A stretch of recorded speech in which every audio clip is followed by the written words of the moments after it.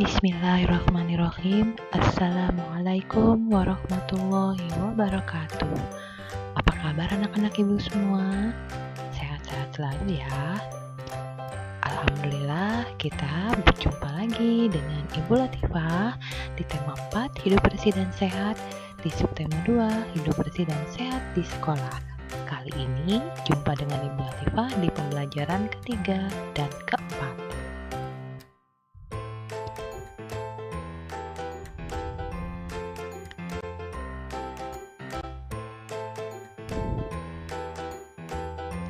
Di pembelajaran ketiga kali ini, tujuan pembelajarannya adalah yang pertama, siswa dapat menemukan kosakata di dalam teks percakapan dengan tepat. Yang kedua, siswa dapat menuliskan cara menjaga kebersihan kelas dengan benar. Yang ketiga, siswa dapat memperagakan gerak keseharian dalam tari dengan tepat. Dan yang keempat, yaitu siswa dapat menentukan bangun datar dengan tepat. Serta yang terakhir, siswa dapat mengelompokkan benda di sekitarnya yang termasuk ke dalam bangun datar dengan benar.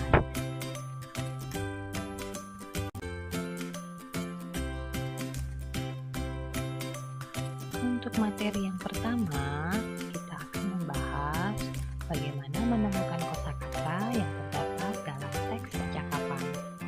Kosakata dapat ditemukan dengan cara membaca dan memahami isi teks percakapan terlebih dahulu. Kemudian kita juga harus membaca teks dengan seksama. Contohnya yang terdapat pada percakapan yang Ibu tampilkan berikut. Ini adalah percakapan antara ibu guru dengan siswanya. Kita baca sama-sama ya. Tahukah anak-anak ibu bagaimana kelas yang tidak bersih? Tahu bu, kelas yang tidak bersih banyak sampah yang berserakan bu. Benar bu, kelas yang tidak bersih juga banyak kuman bu. Bagus anak-anak ibu. Sampah harus dibersihkan, kemudian dipisahkan. Ada sampah basah dan ada sampah kering. Kita harus selalu menjaga kebersihan ya nak. Nah, dari percakapan yang sudah kita baca sama-sama tadi, kita bisa menjawab beberapa pertanyaan yang ditampilkan.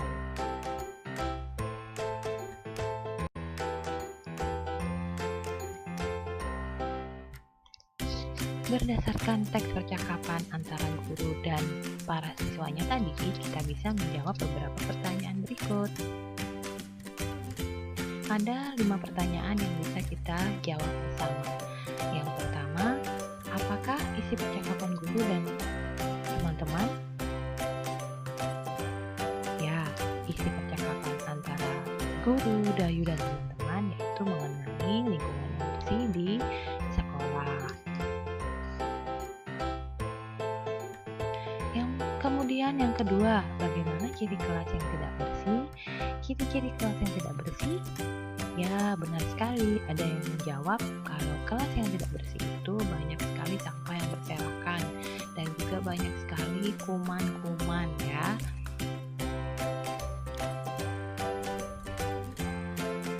Kemudian yang ketiga, bagaimana pendapatmu tentang isi percakapan antara guru, Dayu, dan teman-teman?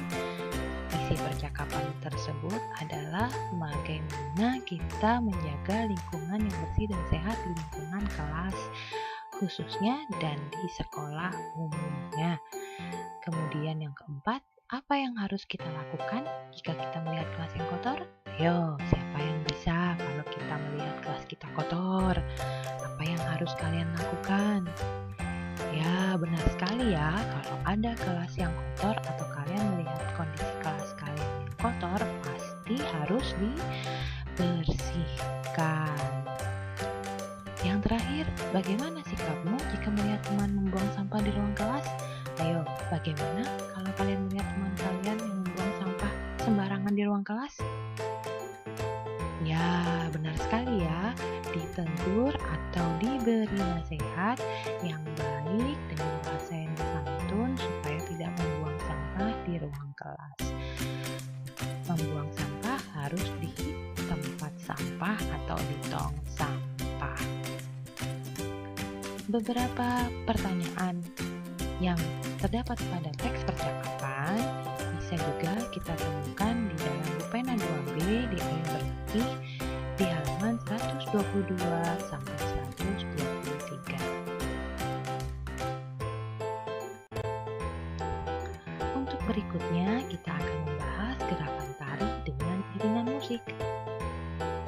Gerakan tari berasal dari gerak anggota tubuh. Kemudian kita juga bisa melakukannya dalam kegiatan sehari-hari di rumah. Contohnya beberapa kegiatan life skill yang disampaikan oleh guru kalian atau wali kelas kalian.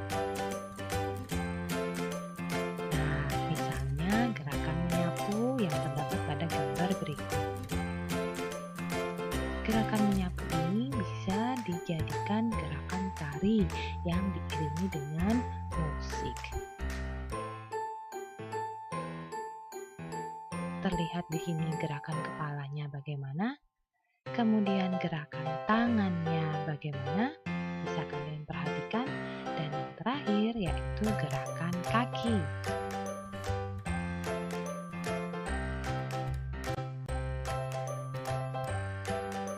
Sedangkan alat musik yang bisa digunakan untuk mengiringi tari ada beberapa yang bisa kita lihat di sini. Yang pertama yaitu gendang, kemudian rebana, dan ada juga tamborin. Kemudian ada juga alat musik tifa. Dan ada juga, siapa yang tahu alat musik ini? Ya, ini adalah alat musik triangle berbentuk segitiga. Dan bisa juga dengan alat musik marakas.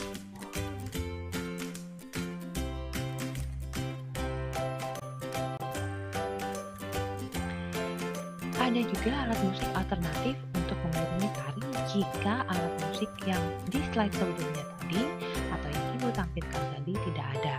Bisa kita gunakan alat-alat yang ada di sekitar kita. Contohnya yaitu sapu lidi. Kemudian siapa yang tahu? Ya, ini adalah botol bekas yang diisi dengan biji-bijian atau bisa juga diisi dengan beras. Seperti alat musik apa ya? Seperti alat musik marakas. Kemudian ada ember. Ember juga bisa kita gunakan sebagai alat musik alternatif. Dan kalau di kelas bisa juga menggunakan pulpen atau pensil yang diketuk-ketukkan sehingga menghasilkan bunyi seperti alat musik.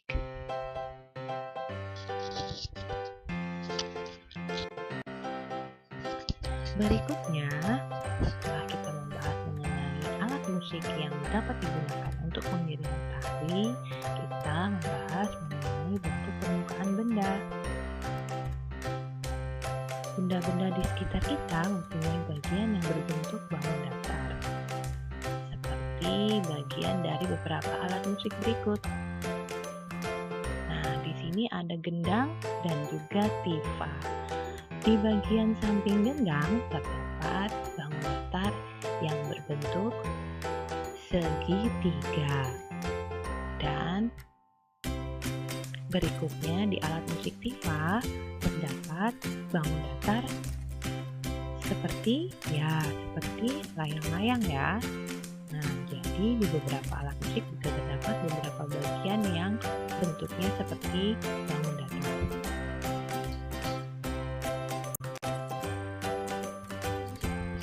Ada pengelompokan bangun datar. Ya, pengelompokan bangun datar yang jumlah sisinya 3, kemudian sudutnya terdapat 3, dan juga titik sudutnya berjumlah 3, itu berarti bangun datar tersebut disebut apa? Ya, benar sekali, disebut sebagai bangun datar segitiga. Apa saja yang termasuk dalam bangun datar segitiga? Kita lihat sama-sama ya. Yang pertama, segitiga siku-siku.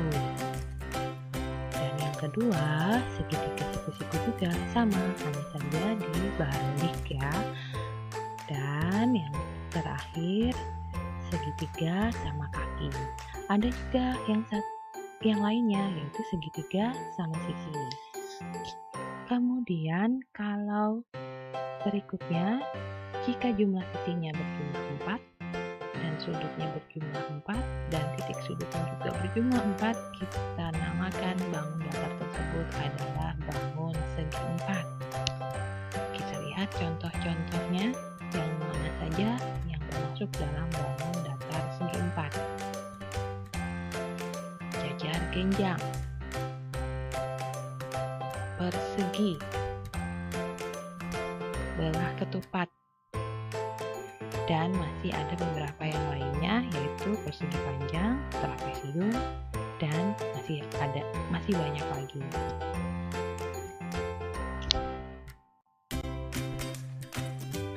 Selain bangun datar segitiga dan segi 4, apakah kalian bisa menyebutkan bentuk bangun datar yang lainnya? Nah, betul sekali, ada bangun datar yang dibangunkan dengan segi 5 dan juga segi 6. Kalian bisa menyebutkan sisi, sudut, dan titik sudut dari bangun datar tersebut. Bagaimana? Kalian sudah bisa menentukan sisi, sudut, dan titik sudut dari bangun datar? Alhamdulillah, pastinya sudah bisa ya. Kali ini kita masuk di pembelajaran keempat. Di pembelajaran keempat kali ini, tujuan pembelajarannya adalah yang pertama, siswa dapat menemukan informasi dari sebuah teks dengan tepat. Yang kemudian, siswa dapat menuliskan manfaat kerja bakti dengan benar. Kemudian, siswa dapat menari dengan pola rantai dan iringan musik dengan percaya diri. Dan yang terakhir yaitu siswa dapat melengkapi pola dari dua bangun datar dengan tepat.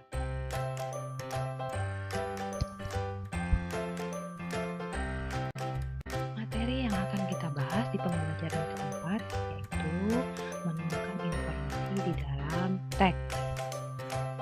Salah satu caranya bagaimana memperoleh informasi adalah dengan membaca dan memperhatikan hal-hal berikut. Yang pertama, harus membaca teks dengan seksama atau dengan benar-benar atau dengan sungguh-sungguh.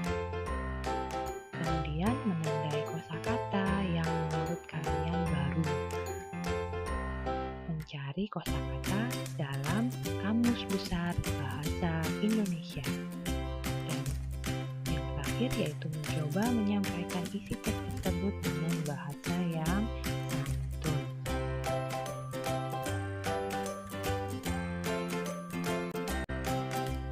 Untuk dapat menemukan informasi berdasarkan teks, kita bisa membaca teks berikut dengan sama.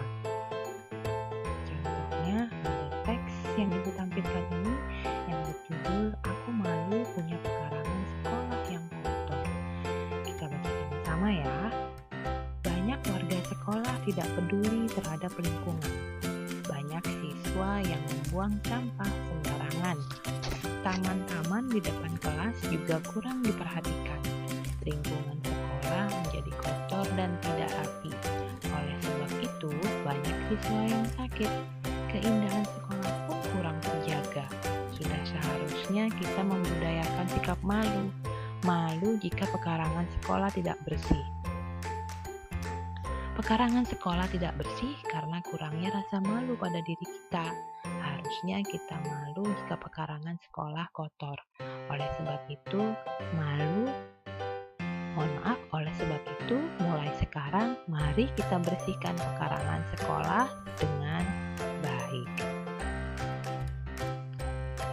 Nah, dari teks tersebut, apa isi dari teks yang sudah ibu tampilkan? Kira-kira apa ya?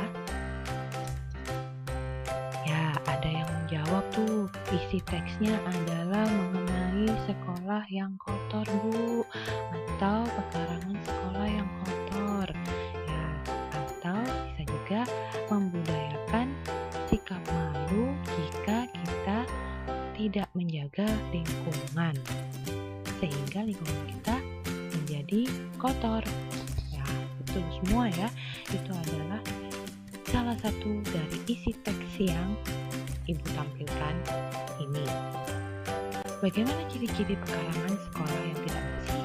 Ya, siapa yang bisa menjawab bagaimana ciri-ciri pekarangan sekolah yang tidak bersih? Terdapat pada teks. Jawabannya bisa kita cari di dalam teks. Ciri-ciri pekarangan sekolah yang tidak bersih yaitu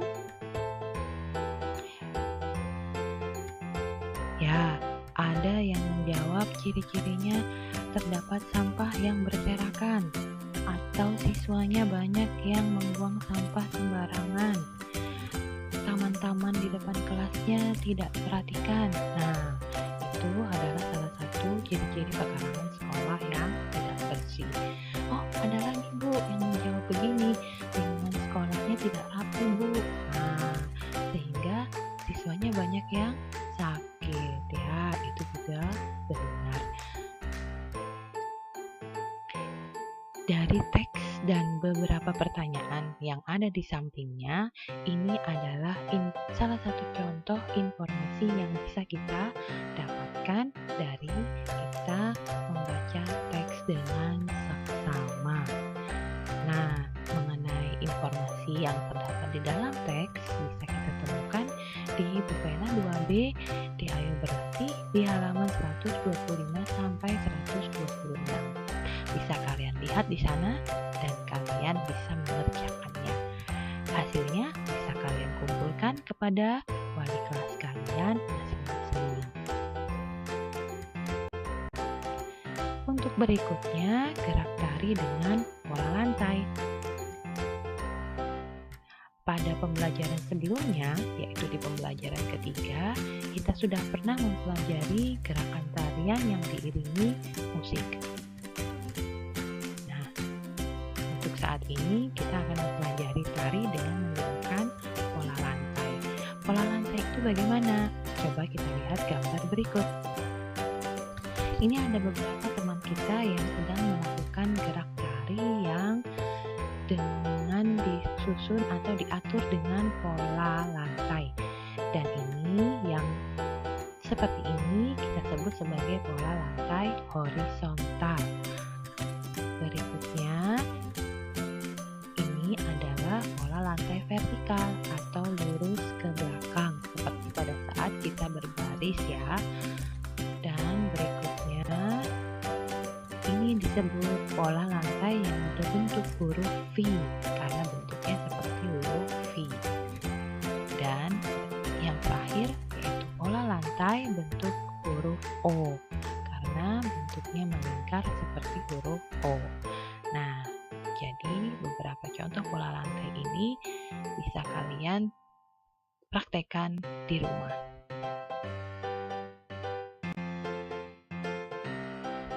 Untuk berikutnya kita membahas mengenai pola barisan dua bangun datar. Bangun datar itu dapat disusun membentuk pola tertentu. Perhatikan contoh pola barisan bangun datar berikut. Kita amati pola yang pertama, ada lingkaran, segitiga, lingkaran, segitiga, lingkaran, segitiga, lingkaran, dan yang terakhir segitiga. Untuk pola yang kedua, ada dua lingkaran, dua segitiga, dua lingkaran, dan dua segitiga. Dan yang terakhir, pola yang terakhir yaitu memperlihatkan satu segitiga, dua lingkaran, satu segitiga lagi, dua lingkaran lagi, satu segitiga lagi, dan yang terakhir yaitu dua lingkaran. Nah, ini disebut pola barisan dari dua bangun datar. Kalian bisa mengingat-ingatnya ya. Sekarang bisa kita coba pola dua barisan dari bangun datar berikut. Untuk soal yang pertama, di sini terdapat pola dua lingkaran, dua segitiga, dua lingkaran, dan dua segitiga. Siapa yang bisa melanjutkan polanya setelah dua segitiga? Ya, pola selanjutnya selanjutnya, yaitu 2 lingkaran. Dan yang pola selanjutnya bagaimana? Ya, tentunya 2 segitiga, karena di awal sudah diberi contoh 2 lingkaran dan 2 segitiga. Untuk pola yang kedua, bisa kita perhatikan bangun datar yang pertama terlihat yaitu persegi, yang kedua belah ketupat, yang ketiga persegi, dan yang keempat belah ketupat lagi. Untuk selanjutnya, bangun apakah yang akan muncul? Ya, benar sekali, yaitu bangun persegi. Dan selanjutnya yaitu belah ketupat ya. Bagaimana dengan pola berikutnya? Pola berikutnya terdapat 2 belah ketupat, 1 persegi, dan yang berikutnya kosong atau belum terjawab, belum terdapat polanya. Begitu juga yang keempat dan selanjutnya sudah ada polanya. Bagaimana kalau seperti ini? Kalau kalian menemukan soal seperti ini, kita lihat di pola yang pertamanya. Kalau pola yang pertamanya menunjukkan 2 belah ketupat dan 1 persegi, berarti untuk berikutnya yaitu, ya betul sekali ya, untuk berikutnya belah ketupat. Dan yang berikutnya juga belah ketupat, karena polanya adalah 2 belah ketupat dan 1 persegi. Untuk pola yang keempat, atau soal pola yang keempat, ada 2 persegi, kemudian kosong, 2 persegi lagi, dan 1 lingkaran, dan 1 persegi. Bagaimanakah kita akan melengkapinya? Yang pertama, terdapat lingkaran. Karena di pola berikutnya bisa kita lihat yaitu setelah 2 persegi terdapat 1 lingkaran. Bagaimana dengan yang terakhir, dengan di ujung setelah persegi? Tentunya persegi, karena polanya yaitu 2 persegi dan 1 lingkaran. Dan yang terakhir untuk soal pola yang kelima, yaitu kita lihat dulu polanya yaitu segitiga, lingkaran, dan persegi. Berulang lagi, segitiga, lingkaran, dan persegi. Berarti untuk titik-titik ini kita jawab dengan pola apa? Segitiga dan lingkaran, dan yang terakhir yaitu persegi. Bagaimana anak-anak ibu semua? Kalian sudah memahami mengenai melanjutkan pola atau pola barisan dari 2 bangun datar? Alhamdulillah, kalian sudah memahaminya ya. Kalau kalian lebih memahami lagi, untuk bisa memantapkan pemahaman kalian bisa perhatikan pola barisan 2 bangun datar ini di buku kalian di Ayo Berlatih halaman 128. Kalian bisa mengerjakannya nomor 1 sampai nomor 3, dan hasilnya bisa kalian kirimkan kepada wali kelas kalian masing-masing. Oke, untuk pertemuan kita di pembelajaran ketiga dan keempat ini, ibu rasa cukup. Kalian semua harus tetap sehat, harus tetap semangat, dan jangan lupa untuk selalu berdoa supaya kita bisa bertemu dan belajar bersama-sama lagi di sekolah kita di SD Islam Bina Bangsa. Terima kasih. Wassalamualaikum warahmatullahi wabarakatuh.